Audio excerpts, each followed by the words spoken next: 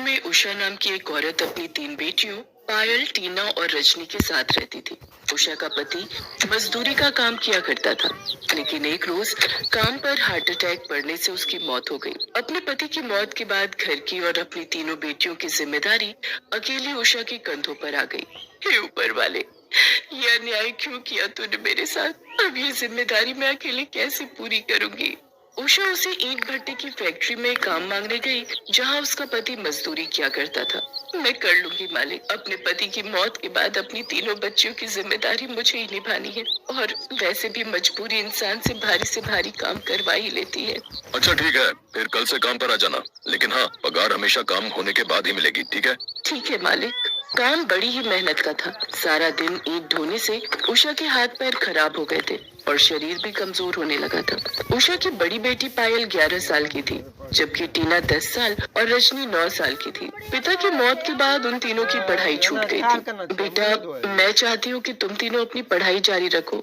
माँ, पढ़ना तो हम भी चाहते हैं, लेकिन हमारा खाने का गुजारा तो बड़ी मुश्किल से चल पाता है। फिर स्कूल की फीस कैसे भरेंगे? उषा हर रोज काम पर जाती थी। एक दिन शाम को जब उसका काम खत्म हो गया, तो वो अपने मालिक से बोली, मालिक, मेरा काम खत्म हो गया है, क्या अब मैं जाऊँ? काफी देर हो गई है, बच्चे राह देखते होंगे। उषा, तुझे तो हमेशा ही घर जल्दी जाने की पड़ी रहती है। मुझे अपने यहाँ काम करने वाले लोग चाहिए। जब सारे मजदूर चले जाएंगे तभी तुम भी जाना। जी मालिक। मालिक उषा पर बुरी नजर रखता था। उस पर बेवजह चिल्लाकर हमेशा उसका अपमान करता था और समय पर पैसे भी नहीं देता था। मालिक, काम खत्म हो गया, अब आज के पैसे दे दीजिए। पैसे खत्म हो गए? कल ले लेना। एक दिन उषा की तबीयत बिल्कुल ठीक नहीं थी और उस दिन उसके काम पर जाने की हालत नहीं थी। लेकिन ये सोचकर कि काम पर नहीं गई तो आज की मजदूरी भी नहीं मिलेगी और फिर चूल्हा कैसे जलेगा, ये सोचकर उषा उठी और नहा धोकर काम पर निकल गई। लेकिन उस दिन तबीयत खराब होने के कारण और तेज धूप में काम करने से उसे चक्कर आ जाता है और सारी ईंटें उसके पैर पर जा गिरती हैं। उसके पैर से काफी खून बहने लगता है। उसकी चीख सुनकर वहाँ बाकी सब मजदूर आ जाते हैं। अरे ऐसे तो चोट लग गई है भैया। अरे इसके पैर से तो काफी खून आ रहा है भैया। मेरी सारी ईंटें बर्बाद कर दी तूने। मैंने तुझे कहा था ना, ये तेरे बस की बात नहीं है। मुझे माफ कर दो मालिक, आज तबीयत खराब है इसीलिए चक्कर आ गया था और सारी ईंटें गिर गई। मुझे माफ कर दीजिए मालिक। चल अब निकल तो यहाँ से। मालिक, कुछ पैसे दे दीजिए, अपना इलाज करवा लूंगी और बच्चों को खाना खिला दूंगी। अगर पैसे चाहिए तो आज रात मेरे घर आ जाना और घर आकर पैसे ले लेना रानी। उषा मालिक का इशारा समझ गई और बिना पैसे लिए वहाँ से चली गई। उषा जब घर आ रही थी तो उसे उसके पति के दोस्त रमेश ने देख लिया और कहने लगा, अरे भाभी, ये आपके पैर में चोट कैसे लग गई? क्या बताओ भैया, काम करते हुए मेरे पैरों में ईंट गिर गई और चोट लग गई। साथ ही मालिक ने काम से भी निकाल दिया। लेकिन भाभी, आपके पैरों से तो बहुत खून निकल रहा है। आप मेरे साथ हॉस्पिटल चलो, मैं आपका इलाज करवा दूंगा। अरे नहीं भैया, मेरे पास हॉस्पिटल जाने के लिए पैसे नहीं है। ये चोट तो खुद ही ठीक हो जाएगी। ये आप कैसी बातें कर रही हैं भाभी? ये अपने आप भला कैसे ठीक होगी? और हाँ, पैसों की चिंता आप मत करो। आप चलो मेरे साथ, मैं आपके इलाज के पैसे दे दूंगा। रमेश उषा को हॉस्पिटल ले जाता है और उसका इलाज करवाता है। साथ ही दवाइयाँ दिलवाकर उषा घर पहुँचती है तो उसकी 3 बेटियाँ पैरों में बंधी पट्टी देखकर उससे पूछती हैं, माँ, ये आपको क्या हुआ? आपके पैरों में चोट कैसे लग गई? कुछ नहीं बेटी, ठीक हो जाएगा, तुम परेशान मत हो। उषा काम नहीं मिलने के कारण परेशान रहने लगी। उषा की बड़ी बेटी पायल बहुत समझदार थी।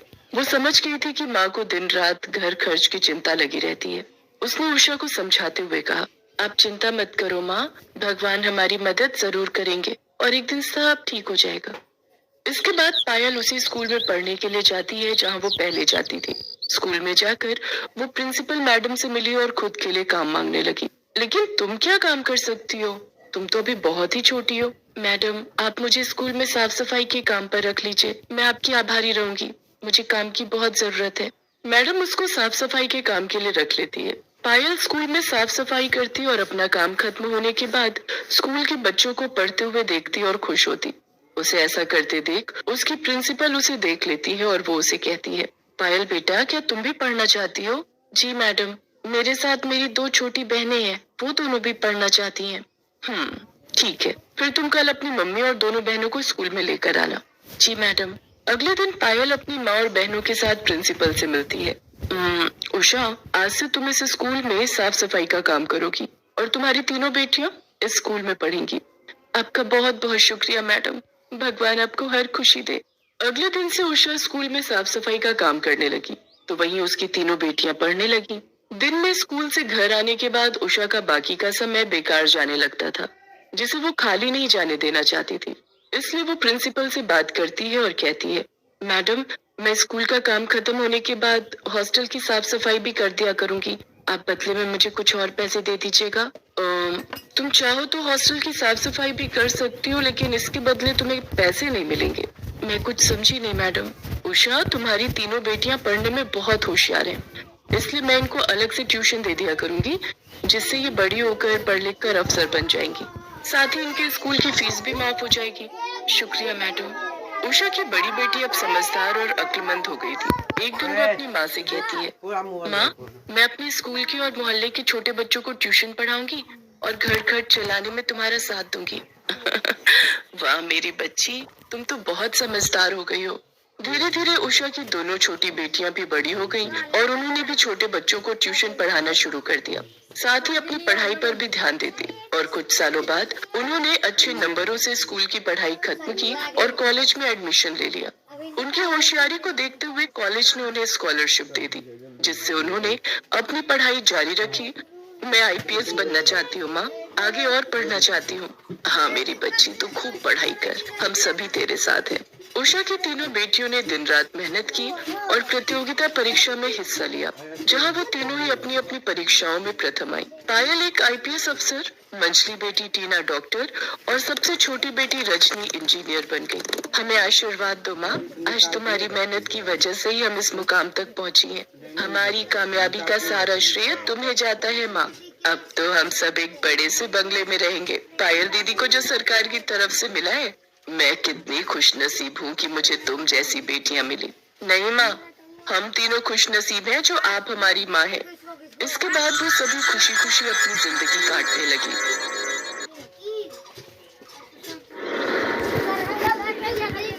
करोड़पति सेठ जानकी दास के घर बेटे ने जन्म लिया। पंडित ने कुंडली बनाई। सेठ जी, मैं कल दोपहर को आपसे मिलने आऊंगा। आइए पंडित जी, आप मेरे बेटे केशव के सरकार भाग्य की के बारे तरफ में। से मिला है। मैं कितनी खुशनसीब हूँ कि मुझे तुम जैसी बेटियां मिली। नहीं माँ, हम तीनों खुशनसीब हैं जो आप हमारी माँ है। इसके बाद वो सभी खुशी खुशी अपनी जिंदगी काटने लगी।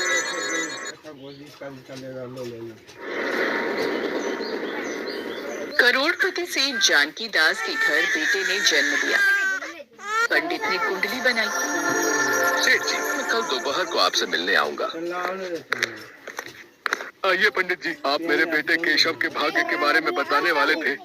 जानकी दास जी, मैंने केशव की कुंडली को अच्छी तरह से देख परख लिया है। वैसे तो ये बड़ा होकर बहुत होनहार और कामयाब इंसान बनेगा, पर क्या बात है पंडित जी, आप रुक क्यों गए? केशव के विवाह में एक अड़चन आएगी। आपके बेटे का विवाह एक बहुत ही गरीब लड़की से होगा। ये आप क्या कह रहे हैं पंडित जी? हमें किसी भी चीज की कोई कमी नहीं। करोड़ों की जायदाद का मालिक होगा मेरा बेटा, फिर वो भला किसी गरीब लड़की से कैसे शादी कर सकता है? जानकी दास जी, ये सब नसीब का खेल है, जिसे ना आप बदल सकते हो और ना ही मैं।